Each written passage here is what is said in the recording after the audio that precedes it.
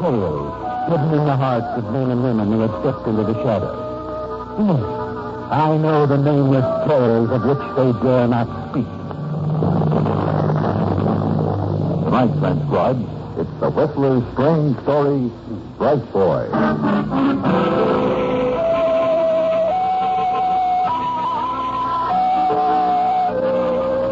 Though inwardly he was raging at her, outside Steve Carson looked cool as a piece of ice.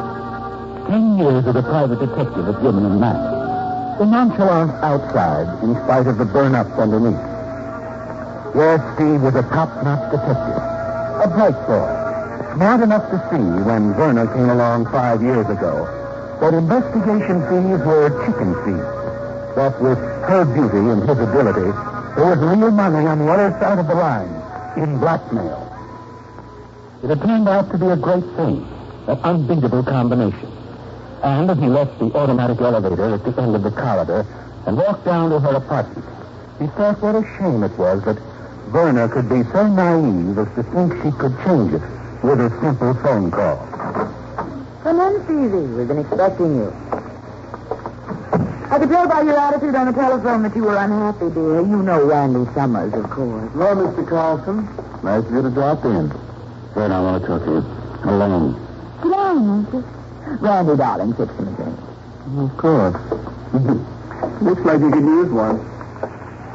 You going to get that guy out of here? No. I like having him around. You think I'm going to hold still for this? I think so. Well, that's a bad guess. If he stays, I go. Are we going through all that again? I'm not playing second horn, baby. You want a new stooge, that's your business. If I'm going to quit, that's mine. I'm a private eye, not an errand boy. Get that through your head. And would you anyway put it down in writing? In writing? Dear fellow, surely you should know by now never to put anything in writing that concerns Verna. Get out of this, Summers. I'm afraid Mr. Carson isn't going to be the least bit cooperative tonight, is he, darling? Well, here's your drink on there. No, see here, Carson. I can take so much of your back. Hey, stop it. Go on, him, Steve. Now, look. This sort of thing isn't going to get you anywhere. I told you once before how things stand. Randy and I are running the show from now on, and we'll let you know when we need you. Is that clear? Okay, Verna. This is your round. Meaning there might be others? Could be. What about our dear friend Charles W. Ralston? Suppose I were to tell him about the letters. Well, Stevie, you wouldn't stoop to that, now would you? What do you suppose Ralston would do if he found out he'd been paying for letters that were burned up 3 months ago? What? Is that true, Verna? What if it is? What happened? A little fire, Summers. An accident at Verna's cabin. Yeah, she kept the letters there. Oh, the place up at Lake Tahoe. Wasn't that the one Ralston built for you as a contribution to the cause?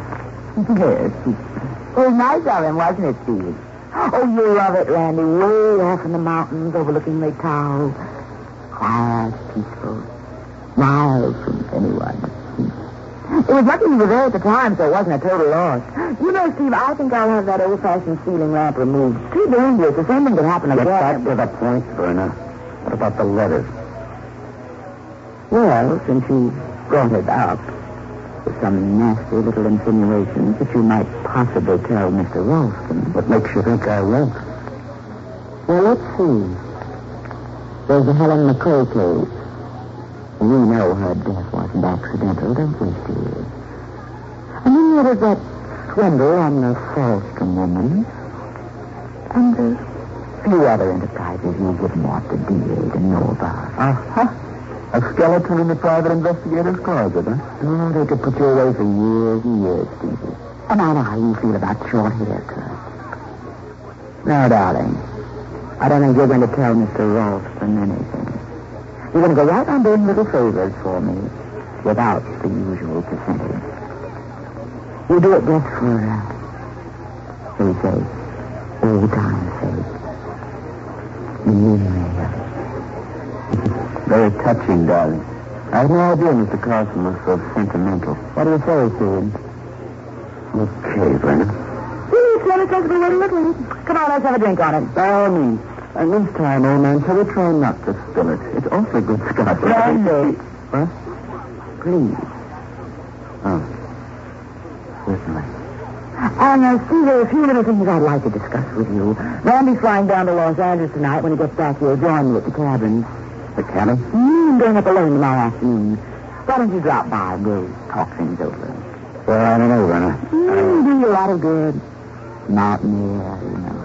Well, I could let you know in the morning. Good. You do understand, don't you? That Randy, everything's going to work out all right, isn't it? No trouble. Sure, Werner. Sure.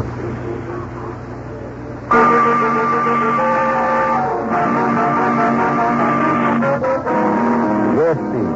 You're a bright boy.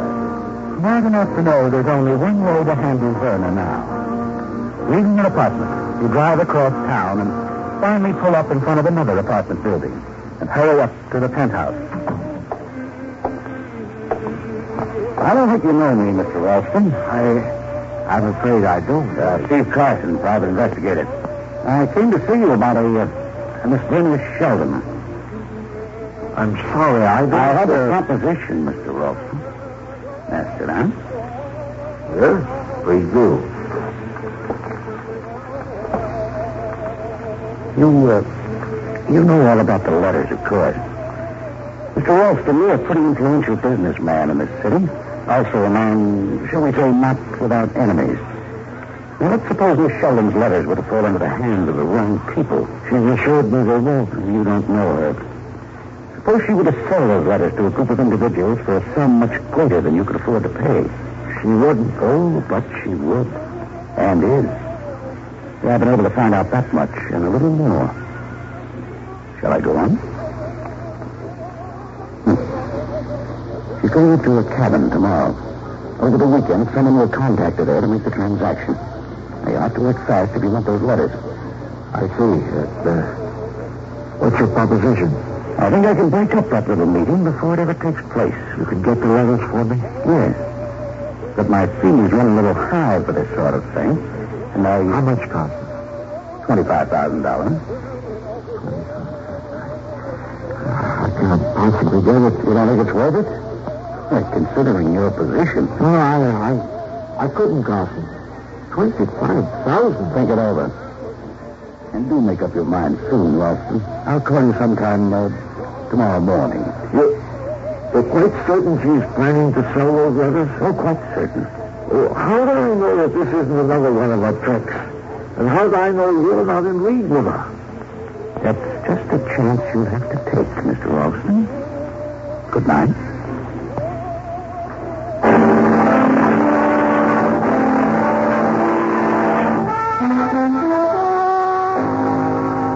The next move is the big one, isn't it, Steve?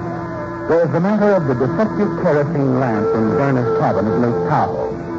The same lamp that caused the fire that burned Mr. Ralston's letters. A thing like that is liable to happen again, isn't it?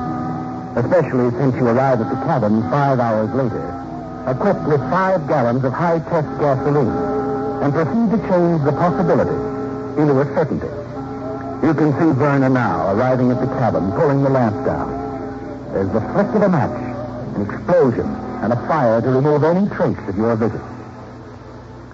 By 8 o'clock the following morning, you're back in town to call on Werner as you promised, to regret that you can't accompany her, and to make sure her visit to the cabin is coming off on schedule.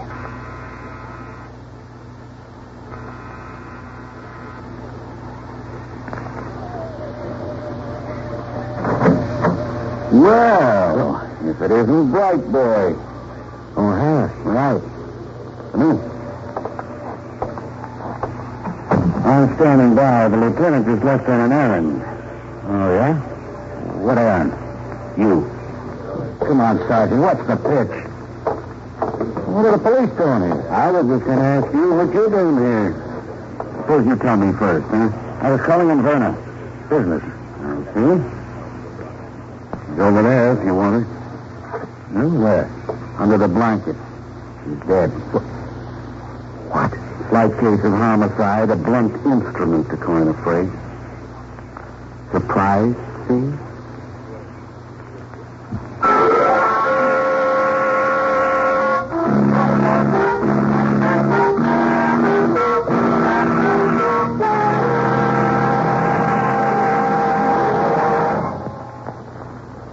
just a minute, the Whistler will continue tonight's story. All of us are proud of our hometowns, and rightly so. In this brief moment before we continue with our program, we'd like to offer a salute to one of our hometowns in America, Indianapolis, Indiana. Capital of the state and a great transportation center, Indianapolis' extensive trade is based on the rich territory which surrounds it. Large coal fields, tremendous deposits of building stone, and one of the richest sections of corn and wheat in the world.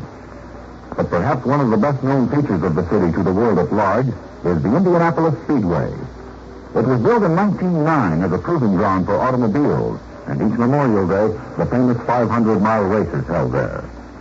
From the experience gained in this annual event have come many improvements in automobiles. Every time you used your rear vision mirror, every time you filled your tank with ethyl gasoline, every time you appreciated the comfort of your improved tires, you were giving credit to something that was first used on that speedway. Indianapolis has its famous citizens, too. Benjamin Harrison, the 23rd President of the United States, called it his hometown. So did James Whitcomb Riley, the great Hoosier poet. And it was the birthplace of General Walter Beadle Smith, Chief of Staff of the American forces in Europe during World War II. Nearly 500,000 people live in Indianapolis today, and they're proud of the part their hometown has played in the building of America. And now, back to the Whistler.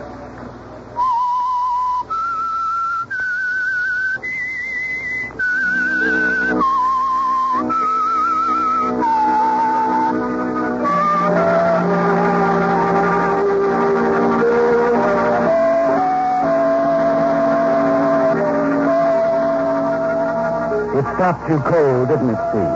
The news of Verner's murder. Alibi. Flashing on and off in your brain like a neon sign. Everything you figured on, planned for, set up like a spring trap. Everything gone. Verner's dead. Yes. You're the number one suspect. And you were driving on a lonely mountain road on an errand you can't explain at the moment she was killed. Now, they sound great in court, won't it? But there's one thing you're sure of. Ralston killed her. There's no question about it. The talk last night, the deadline you tossed up to him.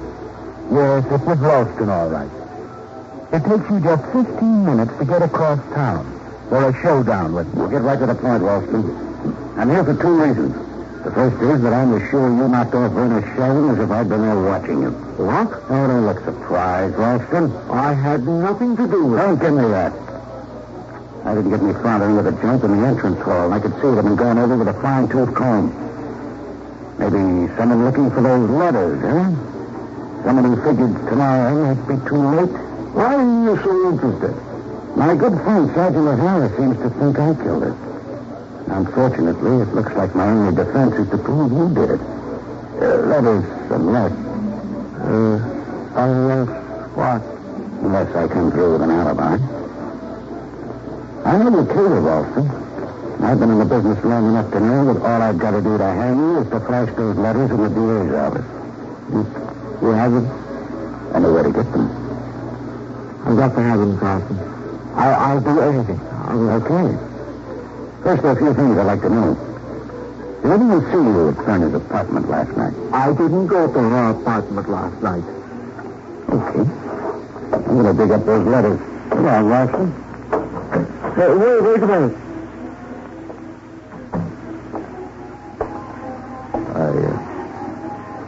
I did it. Yes. I killed her. I had to. I would have been ruined. That's better. You wouldn't have just hopped a cab and gone over there to knock her off, Ralston. No, you're smarter than that. You must have been someone else at the time. Mm-hmm. First, I went down to the yacht harbor. I have a boat there. What time? 10:50. No one saw me first. For a short time after I was aboard the boat, the night watchman came by and called out to me from the dock. You'd seen the light on the boat. What time? 10:30. You talked to her? Yes. So, as far as he was concerned, you were on the boat between 10:15 and when? He didn't see me again until I'd come back the second time. After I had... After you knocked off Verner, yes. What time? 11:30. No. I couldn't have done much better myself, Ralston. I was lucky. I spoke to the watchman at 11:30 when I was leaving for the night. Anyone else around? Yes, several men a few yards ahead of me. I think they came from the club. Okay. Mm-hmm. And the watchman will recall our others when you spoke to him. I suppose so. It's rather dark, but I think he must have noticed them. Oh, that's good enough for me. I'm sure the police will accept your word. What are you getting at? You're my alibi. I was with you in that boat all the time. Remember? Well, that alibi was a lot to me, Ralston. You might even be willing to forget about the $25,000. The watchman didn't see you were in the boat alone. He didn't see you leave when you left to find his apartment, nor when you came back. And when you finally checked with him just before going home, there were others around. That makes an alibi for the both of us. What about the others? You won't find them, Ralston. You almost tore the tank to pieces and you couldn't find them. I could have told you they weren't there. You're going to go on believing me, aren't you? Just the same way that she did. You don't trust me, do you? Listen, Carson. Bring the letters here, and I'll give you the cash tonight. Well, let's wait until the investigation's over, hmm? It's safer that way. For Stevie.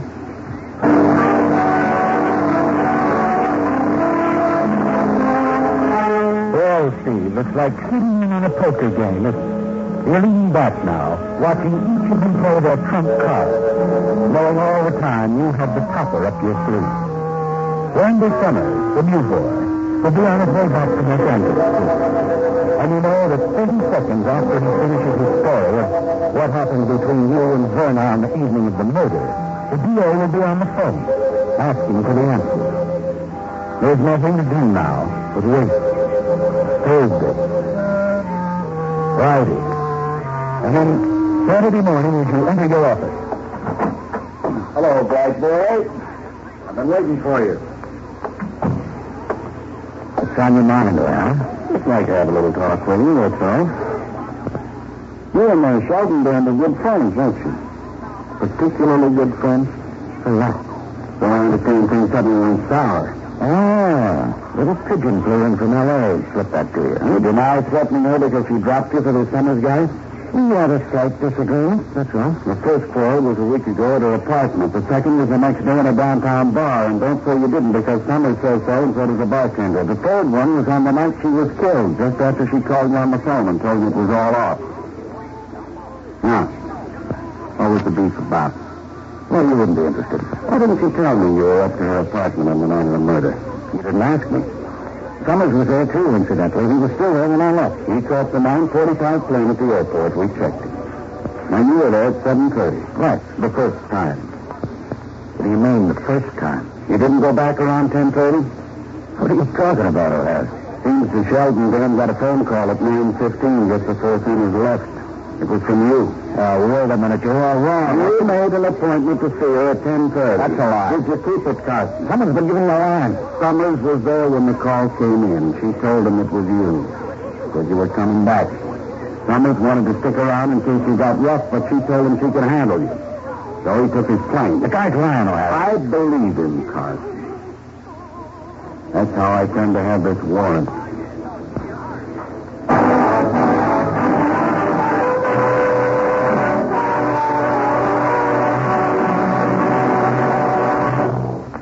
In the great debate of 1787 and 88 as to whether the Constitution should be voted for or against, the framers of our Constitution had a hard fight on their hands. But they had many allies, and one of them was James Sullivan, who wrote the following words to the Massachusetts Gazette in November of 1787. Let us view the characters who composed the late Constitutional Convention. Are they not men who, from their infancy, have been nurtured in the principles of liberty and taught to pay a sacred regard to the rights of human nature? Are they not honest, upright, and just men who fear God and hate evil?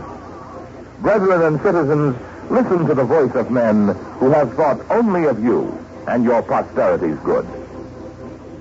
The Constitution was voted for, of course, because it was understood that the men who framed it did so not only for themselves, but for the future. We today are that future. And now back to The Whistler.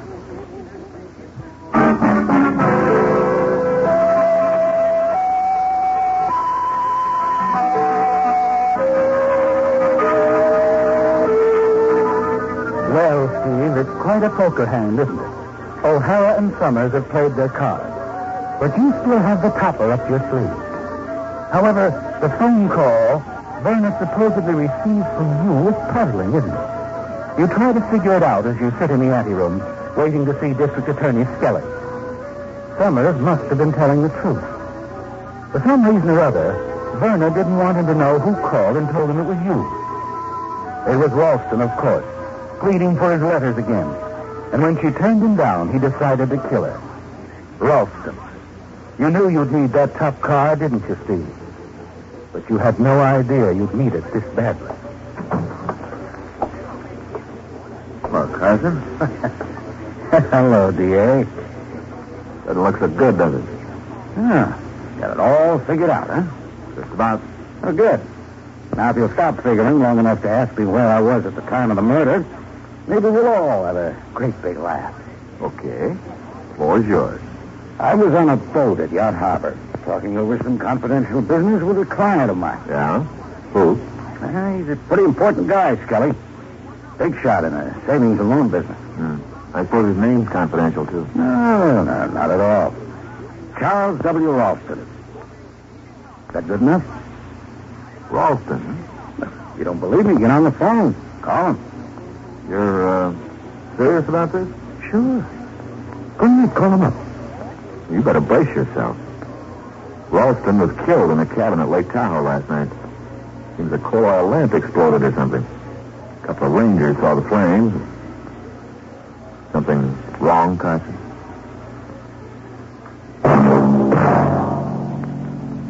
Now, a question. Do you know when the naval rank of Commodore was first recognized as such?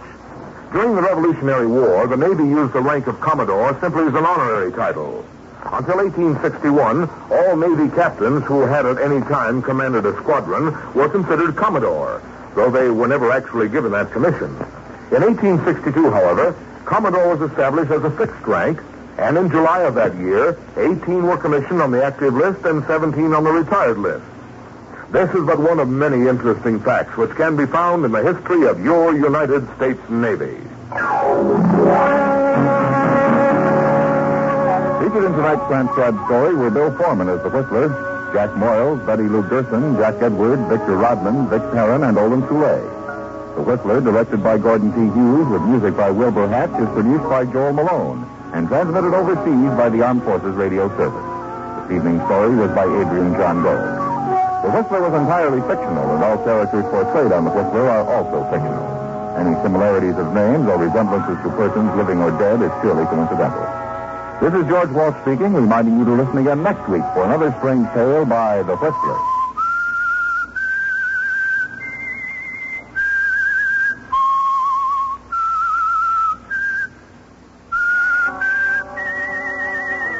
This is the United States Armed Forces Radio and Television Service.